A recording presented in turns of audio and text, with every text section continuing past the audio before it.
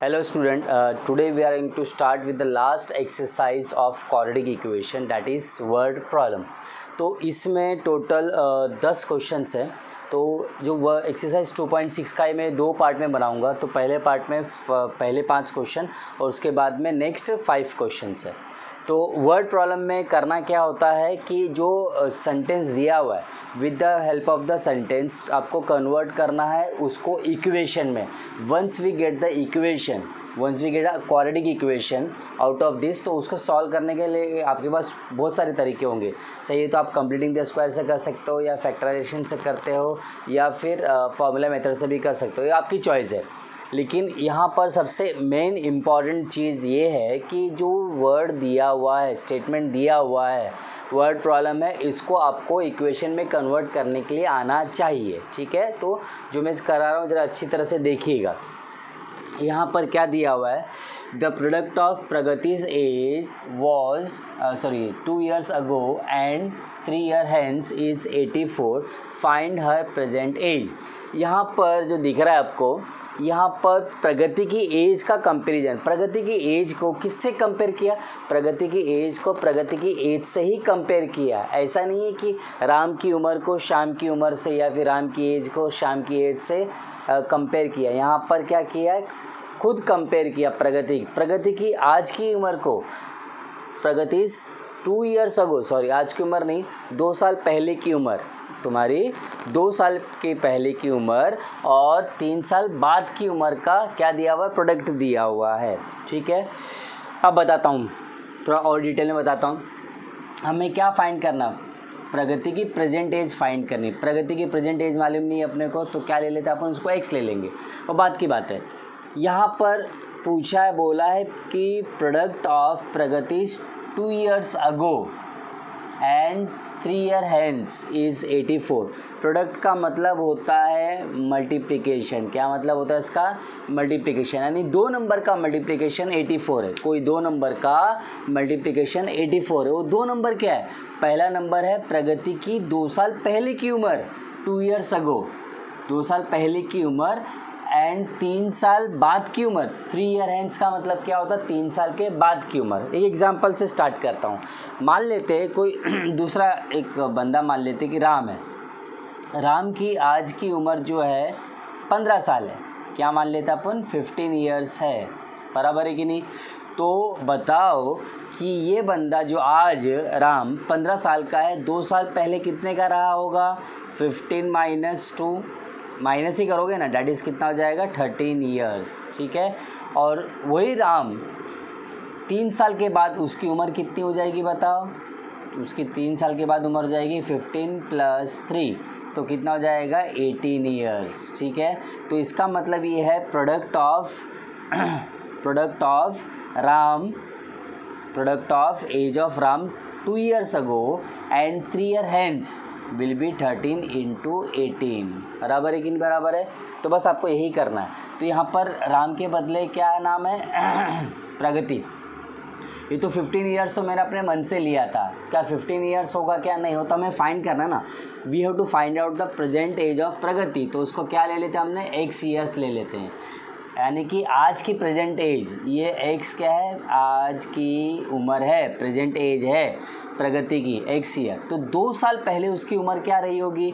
2 साल पहले की उम्र के लिए क्या करेंगे, मतलब माइनस करेंगे ना. तो क्या माइनस करेंगे? -2. तो आज उम्र है x, तो 2 साल पहले क्या आएगी? x - 2. बराबर है. अच्छा, और उसके बाद में प्रगति की उम्र 3 साल के बाद, आज उम्र x है, तो 3 साल के बाद क्या आएगी? x + 3. So these are the ages of Pragati 2 years ago and 3 years hence. और इन दोनों का into product of them is x - 2 x + 3 = 84. बराबर है कि नहीं? आयदन में. तो इसको आपको सॉल्व करोगे तो आपको क्या मिलेगा? एक क्वाड्रेटिक इक्वेशन मिलेगा. क्या जैसे मैंने आपको बताया क्या वैसा लिखना है? नहीं, ये तो मैंने आपको केवल समझाने के लिए बताया हुआ है. राम का भी एग्जांपल दिया था, केवल समझाने के लिए दिया था. लेकिन आप इस तरह से लिखो तभी ठीक है, लेकिन मैं रिकमेंड करूँगा इस तरह से न लिखो तो ठीक है. सबसे पहले क्या लिखेंगे हम लोग? Let the present age of Pragati be x years. So therefore 2 साल पहले की उम्र. So therefore 2 years ago she was. इसकी उम्र क्या होगी 2 साल पहले? x minus 2 years. Therefore 3 years hence का मतलब बाद में, 3 साल के बाद में. she will be कितना? x plus 3 years. So therefore according to given condition, क्या कंडीशन दिया है कि इन दोनों का मैं इंटू कर दूं, यानी x minus 2 and x plus 3 का इंटू कर दूं, तो आंसर क्या आएगा? 84. So therefore x minus 2 x plus 3 is equals to 84. This will be a quadratic equation if you ये 2 ब्रैकेट दिख रहा है, 2 ब्रैकेट का मल्टीप्लिकेशन करेंगे तो आपको पता ही है ये करने के लिए आता होगा. x will multiply with this, x दोनों से मल्टीप्लाई करेगा, x into x square, x into 3x, then -2 will multiply with the bracket. So -2x ये हो जाएगा आपका -6 इज इक्वल्स टू 84. ठीक है. सो x square plus 3x minus 2x 1x -6 और यहाँ पे आके ये प्लस 84 है ना, यहाँ पर आके -84 हो जाएगा इक्वल टू 0, क्योंकि इसको जनरल फॉर्म में लाना ज़रूरी है. तो आपको यहाँ पर क्या मिलेगा? You will get x square plus x minus 90 equal to 0. ये आपका मिल गया क्वाड्रेटिक इक्वेशन. अब ये क्वाड्रेटिक इक्वेशन जो मिला आपको, अब इसको सॉल्व करना. इसको सॉल्व करने के कौन कौन से तरीके हैं? फैक्टराइजेशन है, कंप्लीटिंग द स्क्वायर मेथड है, फार्मूला मेथड है. तो सबसे बेस्ट मेथड क्या है? Completing the factorisation method. यानी ऐसे 2 नंबर ढूंढो जिसको ऐड करने पर या सब्ट्रैक्ट करने पर क्या करना है बताओ. इसमें ऐड करना है कि सब्ट्रैक्ट करना है? सब्ट्रैक्ट करना है. कैसे डिसाइड कैसे करते हैं हम लोग? ये वाला साइन डिसाइड करता है ना.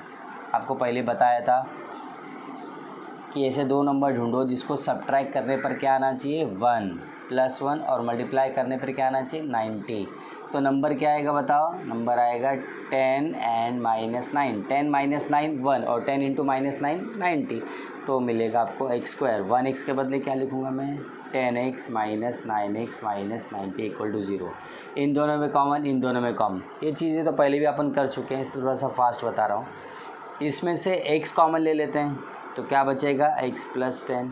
इन दोनों में कॉमन -9 तो क्या बचेगा? x plus 10 equal to 0. तो x प्लस 10 ये दोनों ब्रैकेट सेम है तो एक बार, फिर x माइनस 9 इक्वल टू 0. फिर उसके बाद क्या आएगा बताओ? x प्लस 10 इक्वल टू 0 और x माइनस 9 इक्वल टू 0. तो x इक्वल टू क्या आएगा? -10 और x इक्वल टू क्या आएगा? 9. आपको x का 2 वैल्यू मिला. एक मिला आपको x का वैल्यू माइनस और एक वैल्यू मिला आपको 9. ये नॉट एक्सेप्टेबल है. बता सकते हो क्यों ऐसा? क्योंकि x क्या है? बेसिकली x है present age can not be negative. बराबर. तो ये मतलब -10 कैसे होगा? किसी की भी बंदे की उम्र -10 थोड़ी हो सकती है.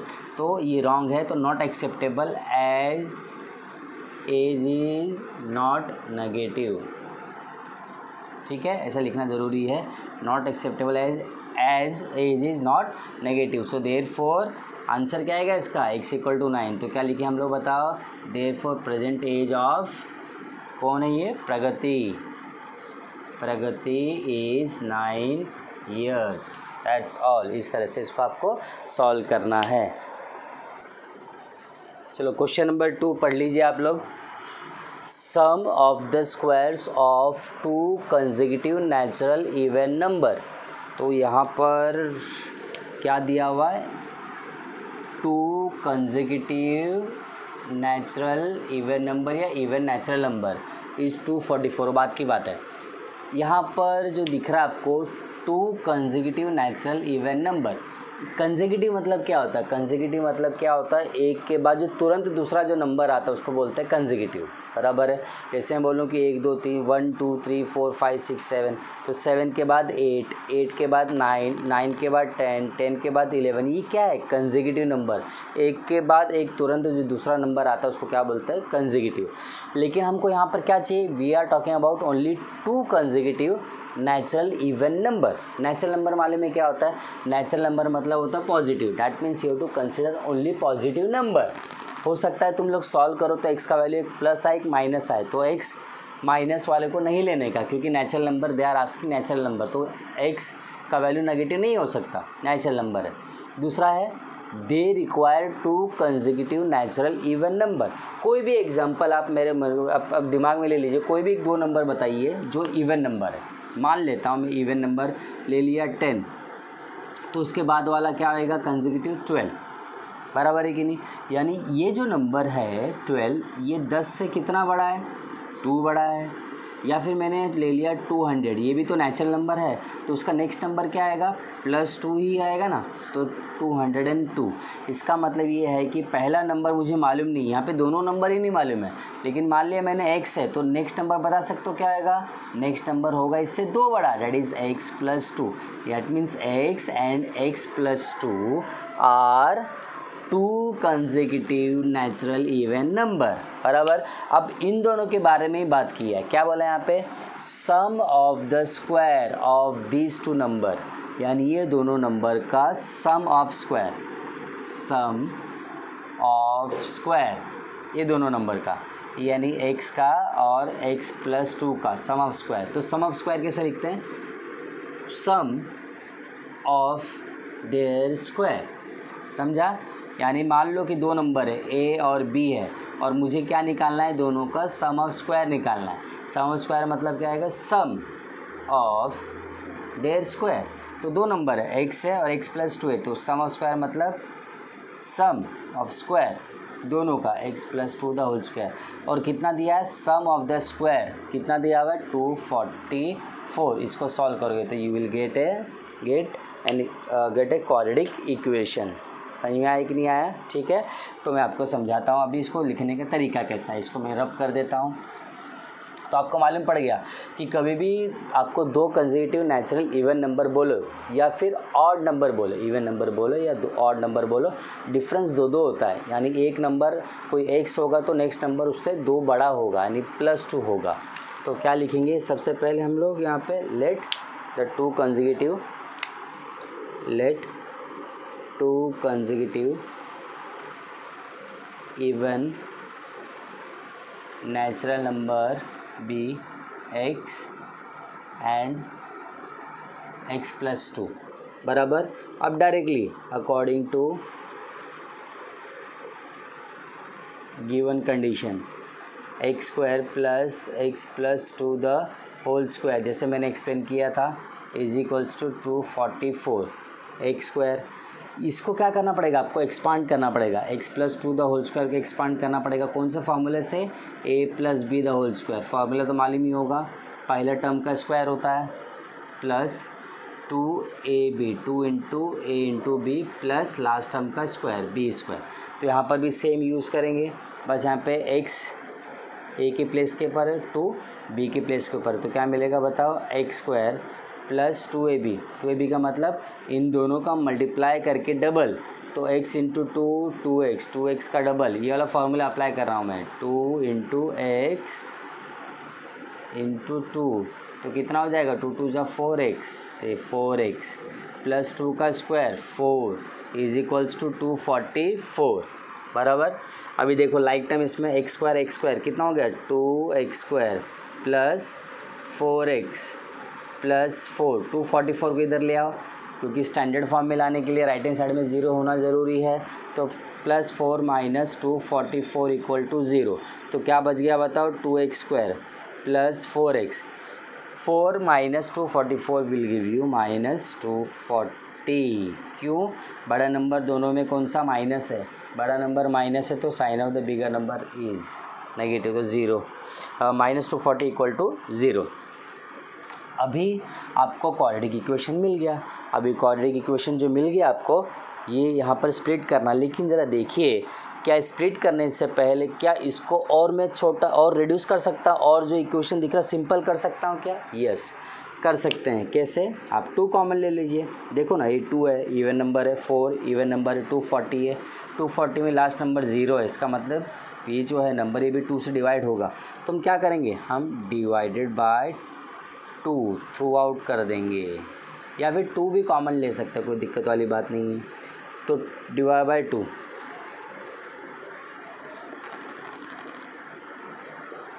डिवाइड बाय 2 सब जगह, यहाँ पर भी, तो 2 कैंसिल, क्या बच गया एक्स स्क्वायर, 2 1 ज़ा 2 2 ज़ा, क्या बच गया 2x, ये cancel 120 minus 120, 0 divide by 2 is 0, तो स्प्लिटिंग द मिडिल टर्म आप इसका स्प्लिट करोगे, यानी 2 नंबर ऐसा ढूंढो जिसको सब्ट्रैक्ट करने पर क्या आना चाहिए, ये वाला साइन डिसाइड करता है ना, सब्ट्रैक्ट करने पर क्या आना चाहिए +2 और मल्टीप्लाई करने पर क्या आना चाहिए -120, तो आपका स्प्लिट क्या आएगा, स्प्लिट आएगा 12 एंड -10, 12 -10 इज़ 2 और दोनों का इंटू करो तो 120, तो ये हो गया x स्क्वायर प्लस 12x, ये पहले भी कर चुके इसलिए फटाफट कर देता हूँ मैं, ये कॉमन, तो x प्लस 12 बचेगा, यहाँ से -10 कॉमन, तो x प्लस 12 इक्वल टू 0, ये दोनों सेम है। मैं फटाफट क्यों कर रहा हूँ, क्योंकि ऑलरेडी अपन कर चुके हैं, नया नहीं है, ठीक है। तो x plus 12 x minus 10 equal to 0, यानी x प्लस 12 इक्वल टू 0 और x माइनस 10 इक्वल टू 0, तो x इज इक्वल्स टू -12 और x इक्वल टू 10, ये नॉट एक्सेप्टेबल। क्यों नॉट एक्सेप्टेबल, बोलो फटाफट, सोचो ज़रा क्यों not acceptable, because x is negative, लेकिन यहाँ पर क्या बोला है, यहाँ पर बोला है नेचुरल नंबर, बराबर ना, तो यहाँ पर लिखने का not acceptable as it is not natural number, so therefore, तो आंसर क्या आएगा बताओ 10, यानी कि first number is 10। Can you tell me the second number, पहला नंबर 10 है तो उसका नेक्स्ट इवन नंबर क्या आएगा 12, ठीक है। अब क्वेश्चन नंबर 3 जो है वो आपको एक्टिविटी बेस्ड क्वेश्चन टाइप का है। एक फ़्लो चार्ट दिया गया है, फ़्लो चार्ट भी नहीं दिया होता और जो स्टेटमेंट जो दिया हुआ उसी से हम लोग निकाल सकते थे, लेकिन फ़्लो चार्ट दिया आपकी हेल्प के लिए, देखो आप किस तरह से इसका आप हेल्प ले सकते हैं। क्या दिया, in the orange garden of mister Madhusudan, कोई बंदा है मधुसूदन, उसका कोई ऑरेंज गार्डन है, there are 150 orange tree, total trees कितने हैं 150 है, और 150 जो ट्रीज़ है उनका अरेंजमेंट कैसा है वो दिया हुआ है। The number of trees in each row is 5 more, यानी number of trees in each row is 5 more than the that in each column, यानी कि हर एक रो में कितने ट्रीज़ है मालूम नहीं, लेकिन एक बात होता है कि हर एक रो में जितने भी ट्री है, कॉलम में जितने ट्री है उससे 5 ज़्यादा है, बताऊंगा कैसे। Find the number of trees in each row and each column with the help of the following flow chart. Flow chart बाद में देखेंगे, पहले मैं आपको समझाता रोज़ क्या होता है और कॉलम क्या होता है। रोज़ मतलब ऐसा होता है कि 1 2 3 4 ऐसा, सपोज ये ट्रीज़ ऐसा अरेंज किया 1 2 3 4, ये 4 रो है, और कॉलम ऐसा 1 2 3 4 5 6 एंड सो ऑन, बराबर है कि नहीं। मतलब ये हॉरिजॉन्टल जो होता है वो क्या होता है, रो होता है, और कॉलम मतलब क्या होता है, वर्टिकल होता है, ठीक है। तो इसमें अपने को मालूम नहीं है कि यहाँ पर कितना है, मान लेते हैं यहाँ पर रोज़ में कितना नहीं मालूम अपने को, तो रोज़ में कितना दिया हुआ है, लेकिन रोज़ में दिया हुआ है कि कॉलम में जितना भी होगा, मान लो कॉलम में है 5 है कॉलम में, यानी कि हर एक कॉलम में 1 2 3 4 5 1 2 3 4 5 ऐसा दिया हुआ, हर एक कॉलम में कितना 5 है, एग्जाम्पल ले रहा हूँ मैं, ठीक है। तो यहाँ पर क्या बोला है कि कॉलम में जितना है ना रो में उससे 5 ज़्यादा है, दैट मीन्स यहाँ पर क्या आएगा 5 + 5 10, बराबर है कि नहीं, यानी हर एक रो में 10 होगा, यानी कि 1 2 3 4 5 6 7 8 9 10, तो 1 2 3 4 5 6 7 8 9 10। उसी तरह से यहाँ पर भी हर जगह क्या हो जाएगा, सेम चीज़ें हो जाएगा। तो डैट मीन्स यहाँ पर कितने हैं, यहाँ पर है 5 है, और यहाँ पर हर एक रो में कितना है, उससे 5 ज़्यादा है 10। तो बता सकते कि टोटल ट्रीज़ कितनी हो जाएंगी, 10 × 5 ऐसे निकालेंगे ना, 10 × 5 = 50। तो टोटल नंबर ऑफ़ ट्रीज़ कैसे निकाला, number of trees in each row into total number of trees in each column, कैसे निकाला, total number of trees in one column multiply by total number of trees in one row. ये जब दोनों का multiply करेंगे तो क्या मिलता है आपको, टोटल ट्रीज़ मिलेंगे। कितने मिलेंगे, टोटल ट्रीज़। ये तो मैंने आपको एग्जांपल दिया 5 × 10 50, लेकिन क्या 50 दिया, नहीं 150 दिया हुआ है। मालूम पड़ गया। यानी टोटल नंबर ऑफ़ ट्रीज़ निकालने के लिए क्या करने का, total number of trees in each row multiply by total number of trees in each column.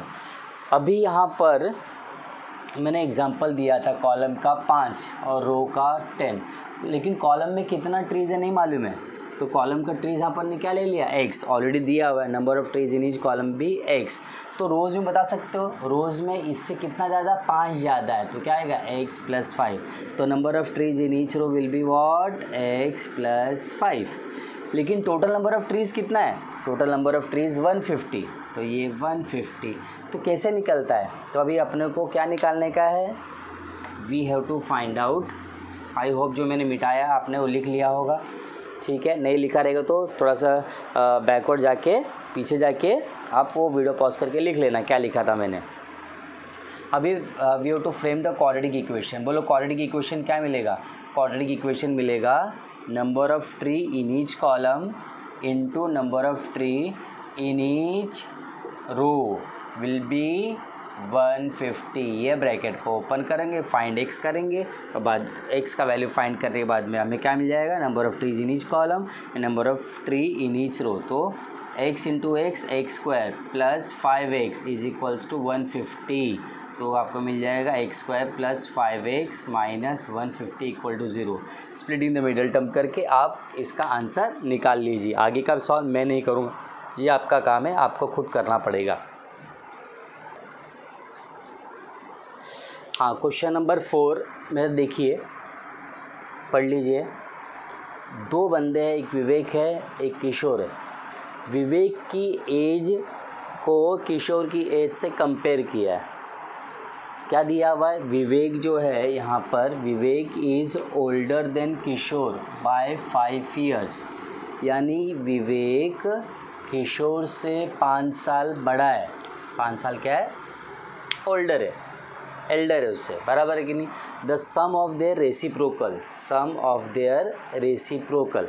अब द सम ऑफ रेसिप्रोकल बात की बात है, क्या होता है बाद में देखेंगे। लेकिन यहाँ पर किसको किससे कंपेयर किया, विवेक की एज को किशोर की एज से कंपेयर किया। क्या कंपेयर किया है कि किशोर की जितनी भी एज रहेगी विवेक उससे क्या आएगा, 5 साल बड़ा आएगा। मान लेते हैं कि किशोर जो है 15 साल का है, तो विवेक कितना आएगा, विवेक इससे 5 साल बड़ा है ना, तो 5 + ये हो जाएगा 20, बराबर है कि नहीं, यस और नो, ठीक है। अच्छा, तो यानी कि ये एग्जांपल मैं दे रहा हूँ, ये आंसर नहीं है। यानी किशोर की एज हो जाएगा 15 और इसकी एज हो जाएगी 20। अच्छा, अभी क्या दिया हुआ है, sum of their reciprocal. Sum of the reciprocal मतलब पहले रेसिप्रोकल तो निकालने आना चाहिए। तो जैसे 15 है, 15 का रेसिप्रोकल क्या आएगा, 1/15।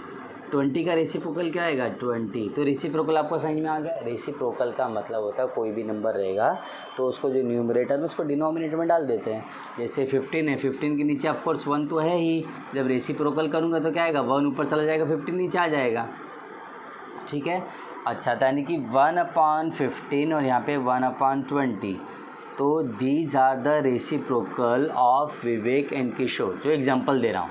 तो सम क्या आएगा, बीच में इन दोनों के बीच में प्लस डाल दूंगा तो उसको क्या बोलेंगे हम लोग, sum of the reciprocal of Vivek and Kishore. ये तो मैंने एग्जांपल दिया था। क्या ये 15, इसकी उम्र 15 उसकी उम्र 20 है क्या, नहीं, ऐसा नहीं है।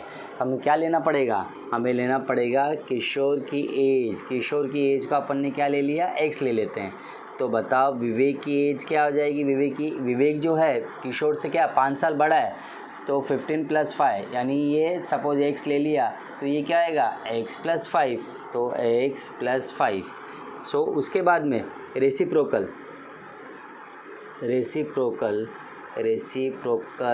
ऑफ देयर एजेस, यानी विवेक जो दिख रहा है ना, विवेक की उम्र क्या है, x ईयर्स है, और सॉरी किशोर की एज जो है x ईयर्स है, विवेक की एज क्या है x + 5 ईयर्स है। उनका रेसिप्रोकल क्या होएगा 1/x, x का 1/x और इसका 1/x + 5। So therefore according to given condition, क्या कंडीशन है बताओ, कंडीशन दिया हुआ कि दोनों को मैं ऐड करूँगा तो किसके इक्वल आएगा 1/6 के, यानी 1/x + 1/x + 5 = 1/6 बराबर। इसको सॉल्व करने के बाद में आपको इसकी तो ज़रूरत नहीं है, ये तो एग्जांपल था, इसको मिटा देता हूँ। तो इसको जो मैंने इक्वेशन लेकर आया, इसको सॉल्व करोगे तो आपको क्वाड्रेटिक इक्वेशन मिल जाएगा। उसको सॉल्व करने पर आपको प्रेजेंट एज मिल जाएगा विवेक की और किशोर की। तो मैं केवल आपको यहाँ पर प्रेजेंट एज ला के दूँगा, मतलब सॉरी प्रेजेंट एज नहीं, इसको सॉल्व करके इक्वेशन को स्टैंडर्ड फॉर्म में लाके छोड़ दूंगा। उसके बाद सॉल्व करने का जिम्मेदारी आपकी, आप खुद सॉल्व करना, ठीक है।